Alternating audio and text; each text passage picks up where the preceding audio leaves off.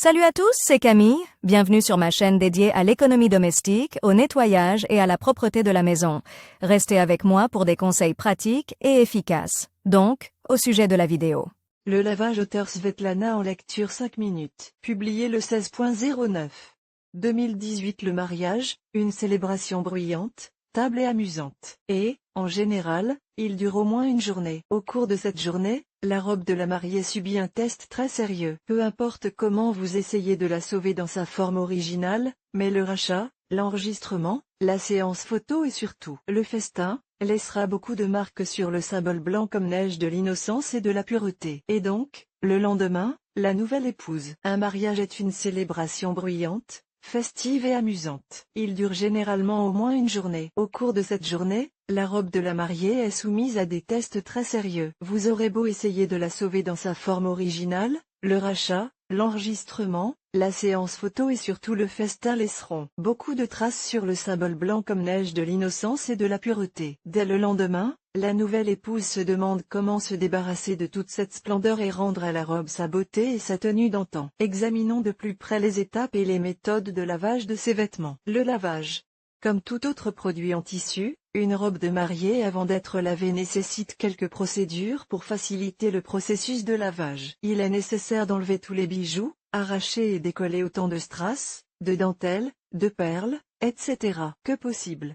Les bijoux seront ainsi protégés contre les dommages, les frottements et les cassures. Après le repassage, ils doivent être remis à leur place initiale. Il n'y a pas de différence dans le processus de lavage des robes de mariée fabriquées dans différents tissus, car tous ces tissus, satin, mousseline, polyester, etc., sont lavés selon le même principe. La bonne solution sera d'opter pour un moyen de lavage des tissus délicats. En dernier recours, vous pouvez utiliser de la lessive. La température de l'eau ne doit pas dépasser 35 degrés Celsius, afin d'éviter le rétrécissement du tissu ou, au contraire, son étirement. Dans un grand récipient, ou mieux encore directement dans la baignoire, préparez une solution à partir de l'eau et des produits sélectionnés. Suspendez la robe au-dessus de la baignoire, appliquez la solution sur le tissu, sur l'ourlet. S'il est nécessaire de laver toute la robe, sur toute la surface, et laissez-la sous cette forme pendant un court laps de temps pour qu'elle s'imprègne de saleté. Passez ensuite une éponge jusqu'à ce que la saleté soit complètement nettoyée. S'il reste des taches sur la robe, il y a plusieurs façons d'y remédier. Les taches de sueur sur les aisselles et l'intérieur du corsage peuvent être éliminées avec de l'eau salée, une cuillère à soupe par verre de liquide. De la même manière, vous pouvez venir à bout d'une tache de vin rouge, en l'aspergeant au préalable d'une solution de savon chaud. Les taches vertes dues à la végétation seront vaincues avec une solution d'alcool ammoniacal, une cuillère à soupe par verre de liquide. Nous traitons les parties sales avec une éponge imbibée d'une solution savonneuse, puis nous appliquons hardiment une solution d'ammoniac, avant de rincer à l'eau claire.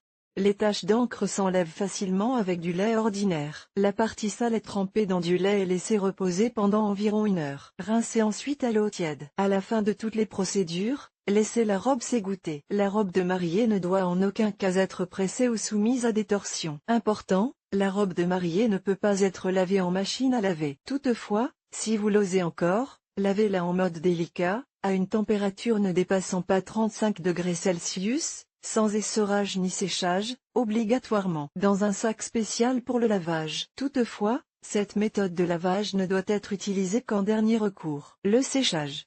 Pour éviter les déformations et les étirements indésirables, il est strictement recommandé de faire sécher la robe dépliée sur une surface horizontale. Cette méthode permet d'éviter l'étirement des fibres du tissu. Vous pouvez également utiliser des supports spéciaux pour le séchage du linge, s'il y en a dans la maison. Si vous étendez la robe sur une serviette éponge, le processus sera plus rapide et plus efficace. N'accélérez jamais le processus de séchage de manière artificielle. Les sèche-cheveux, les radiateurs, les cheminées et autres ennemis de la robe de mariée la déforment irrémédiablement. Le seul moyen d'accélérer le séchage est de placer la robe à l'air frais ou dans un courant d'air. Le repassage.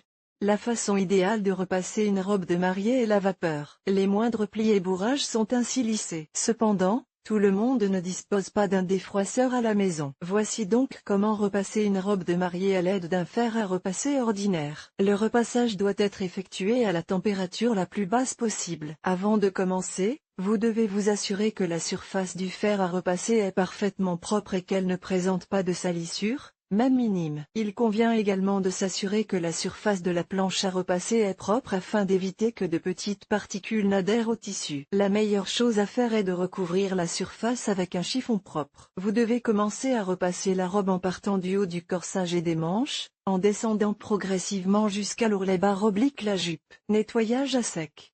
Bien qu'il soit facile de laver une robe de mariée à la maison, de nombreuses hôtesses optent pour les services d'un pressing professionnel. Et il y a des avantages à cela, le choix des détergents et des produits de nettoyage, ainsi que des dispositifs de lutte contre la pollution dans un pressing professionnel est beaucoup plus impressionnant qu'à la maison.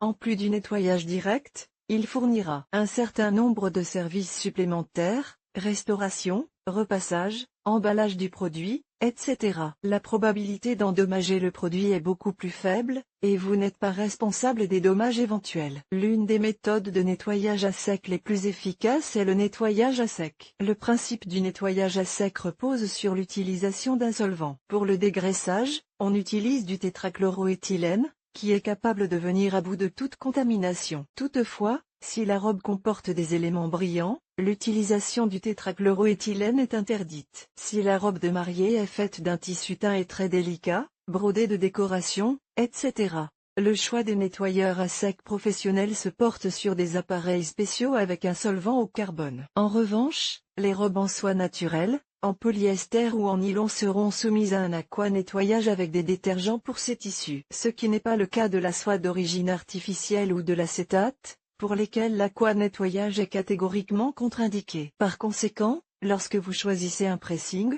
respectez quelques règles, l'entreprise doit fournir une garantie pour son travail. Et, en cas de mauvaise exécution des services, éliminez gratuitement les défauts. L'employé qui reçoit l'article doit décrire de manière complète et détaillée le processus de nettoyage à sec de l'article à nettoyer. Vous pourrez ainsi évaluer la compétence du spécialiste à qui vous confiez votre objet coûteux. La liste des services complémentaires doit répondre à vos exigences quant à l'aspect final et à l'état de la robe de mariée que vous recevez en retour.